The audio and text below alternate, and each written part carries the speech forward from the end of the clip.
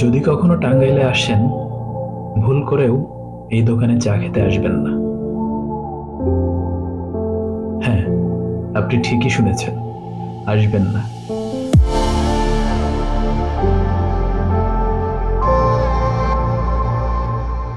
কেন এত কথা বলছি, ভিডিও শেষে দেখাবো সব প্রমাণ। ততক্ষণ পর্যন্ত চোখ রাখুন আর শিখে নিন টাঙ্গাইলে কোথায় গেলে আপনার চা প্রেমের মৃত্যু হবে।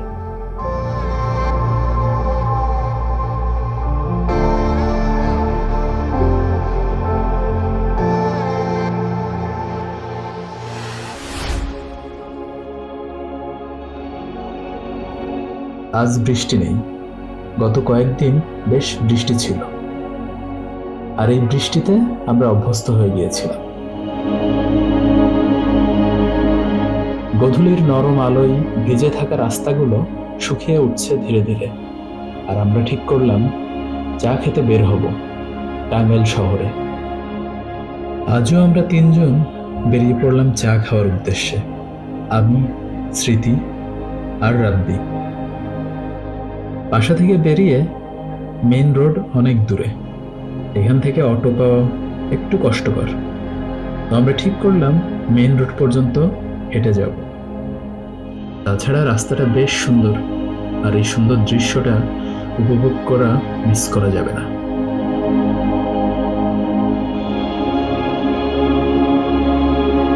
পথে যেতে যেতে আমরা প্রকৃতির সৌন্দর্য উপভোগ করতে থাকলাম।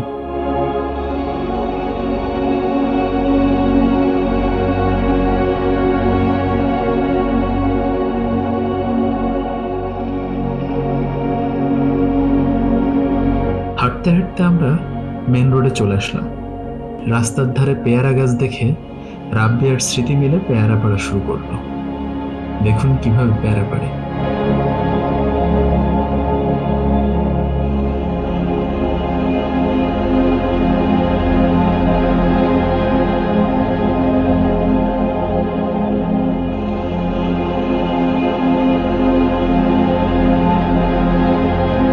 পেয়ারা মোটেও ভালো না, কষ।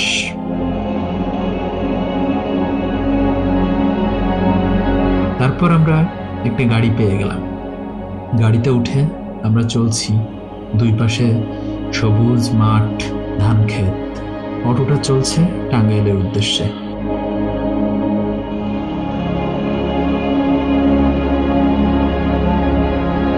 দেখুন রাব্বি কি করে। ও বরাবরই একটু এরকম দুষ্টামি করতে অনেক ভালোবাসে। চারপাশের সৌন্দর্য দেখতে দেখতে আমরা ঢুকে পড়লাম টাঙ্গাইল শহরে। এই জায়গাটার নাম বেবি স্ট্যান্ড। আমরা এখানে অটো থেকে নামলাম।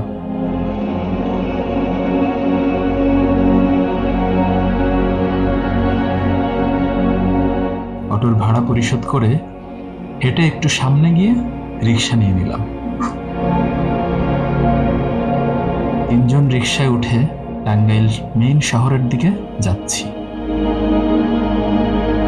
বেবি স্ট্যান্ডের এই জায়গাটাই বেশ যানজট লেগেই থাকে, কখনো কখনো তো তীব্র যানজট লাগে।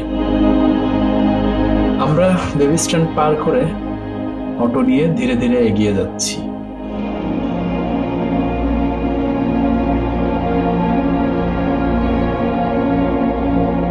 এটা হলো টাঙ্গাইলের বহু পুরাতন সিনেমা হল, যদিও এখন এটা বন্ধ, পরিত্যক্ত। সিনেমা হলটা পেরিয়ে বাম দিকেই পড়বে টাঙ্গাইলের নিউ মার্কেট। হ্যাঁ, ঠিকই শুনেছেন, টাঙ্গাইলের পুরাতন নিউ মার্কেট। যদিও এখানে কোনো কাপড় চোপড়ের দোকান নেই, সব মেডিসিনের দোকান।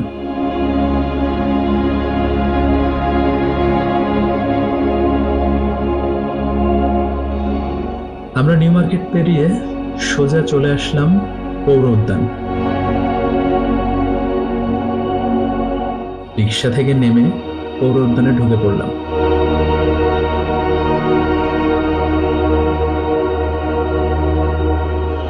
আসলে সরাসরি এখানে আসার উদ্দেশ্যই চা খাওয়া, কিন্তু আমরা চায়ের দোকানের ঠিকানা জানি না।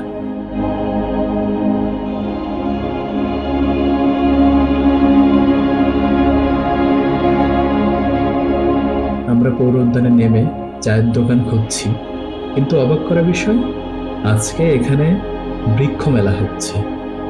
এখনো উদ্বোধন হয়নি, আজকে মাত্র গাছ টাছ আনা হচ্ছে। তো আমরা চায়ের দোকান খুঁজছি আর চারিদিকে মেলাটা ঘুরে ঘুরে দেখছি।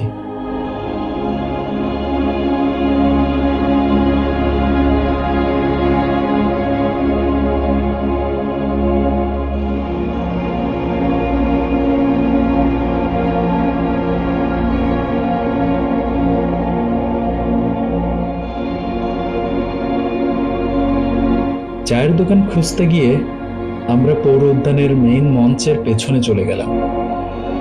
গিয়ে দেখি সেখানে সুন্দর করে সাজানো গোছানো একটা দোকান। ভাবলাম এখানে হয়তো চা পাওয়া যাবে, কিন্তু না, আমরা যে দোকানের উদ্দেশ্যে এসেছি এটা সে দোকান না। হ্যাঁ, এখানে চা পাওয়া যায়, কিন্তু আমরা সেটা ট্রাই করলাম না। আমরা ভিডিওতে যে চায়ের দোকানটা দেখেছি সেটাই খোঁজা শুরু করলাম। তারপর গুগল ম্যাপ দেখে খুঁজে পেলাম চায়ের দোকান। এখন আমরা সেদিকেই যাচ্ছি।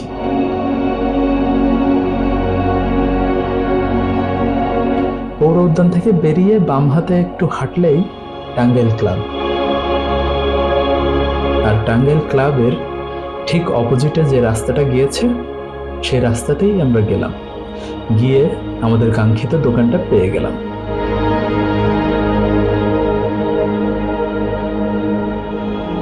কিন্তু দুঃখের বিষয়, এখনো চায়ের দোকান খোলেনি। জিজ্ঞাসা করে জানতে পারলাম ওরা ঠিক 5টার পরে দোকানটা খোলে। তো আমরা এখন কি করব? আমাদের হাতে এখনো আধা ঘন্টা সময় আছে। তাই আমরা ঠিক করলাম টাঙ্গাইলের মাছ বাজারটা ঘুরে দেখি, যদি কোনো মাছ পেয়ে যাই তাহলে কিনে ফেলবো। কিন্তু দুঃখের বিষয়, আজকে মাছ বাজার বন্ধ। অ্যাকচুয়ালি আজকে না, এই টাইমটাতে মাছ বাজার বন্ধ থাকে। আমরা না জেনে এসেছি।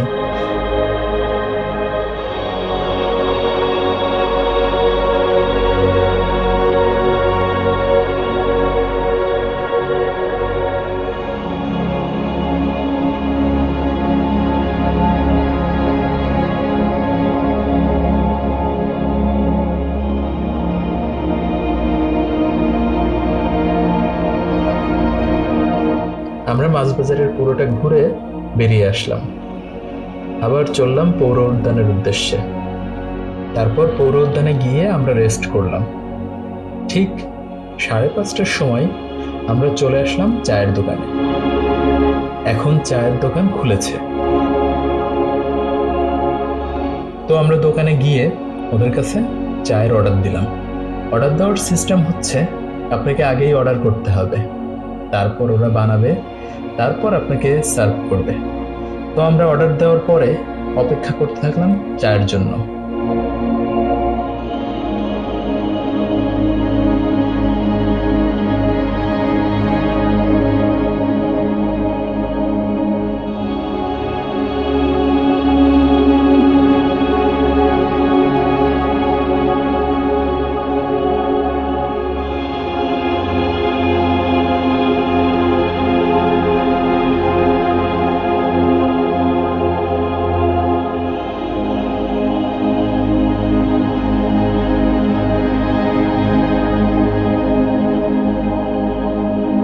এই যে আমাদের চা আর পোড়া পাউরুটি রেডি।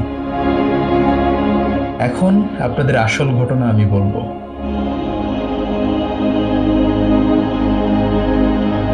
প্রথমে স্মৃতি ট্রাই করলো, তারপর রাব্বি, তারপর আমি ট্রাই করলাম।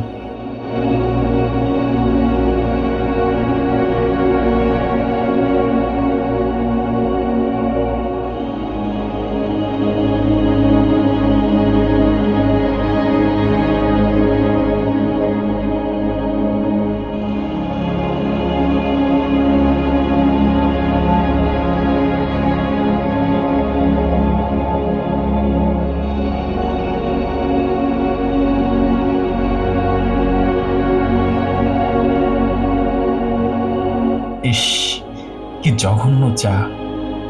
যেমনটা ভিডিওতে দেখেছিলাম তার চুল পরিমাণও এখানে নাই।